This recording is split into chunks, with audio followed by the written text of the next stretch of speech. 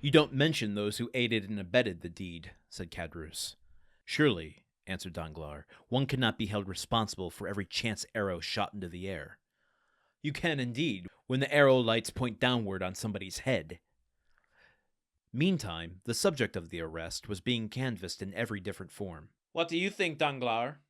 said one of the party, turning toward him, "of this event?" "Why," replied he, "I think it's just possible Dantès may have been detected with some trifling article on board the ship considered here as contraband." "But how could he have done so without your knowledge, Danglars, since you're the ship's supercargo?" "Why, as for that, I could only know what I was told respecting the merchandise with which the vessel was laden. I know she was loaded with cotton, and that she took in her freight at Alexandria from Presset's warehouse, and Smyrna from Pascal's. That is all I was obliged to know, and I beg I may not be asked any further particulars." "Now I recollect," said the afflicted old father.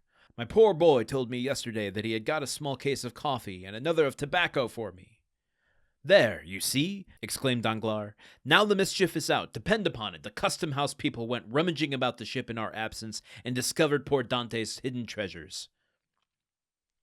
Mercédès, however, paid no heed to this explanation of her lover's. Her grief, which she had hitherto tried to restrain, now burst out in a violent fit of hysterical sobbing. So, we're starting to learn, as we were asking back in Chapter 1, what was on the Pharaon when they came into port. Although, can we take Danglars' word here? He's saying cotton is going to be loaded onto the ship.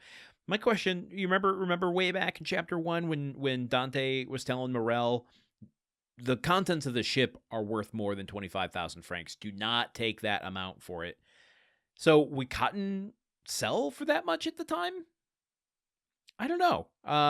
Danglars might be concealing a little more information here, trying to really pad things out, but maybe in being pushed for details, which he says, "Don't ask me for any," he realizes that with a little bit of investigation, if he's not telling the whole truth here, it could come out that he was concealing something, and that's going to bring unnecessary heat on his head that he does not want. And then Daddy Dante, bringing it back, the very thing that we talked about in Chapter 2, the contraband.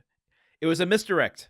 I have to admit, even though I flagged something like that as to discuss earlier, I didn't actually think it would come into play as a plot point like this. You got me, Dumas. You got me good.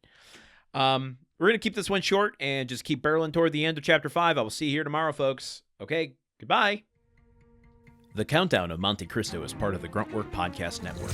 This show is produced, edited, and hosted by Landon Solano. The original text of The Count of Monte Cristo by Alexander Dumas. Theme song by Magic Solo. If you want to support the show and others like it, visit patreon.com/gruntworkpod. Thank you for listening. See you tomorrow.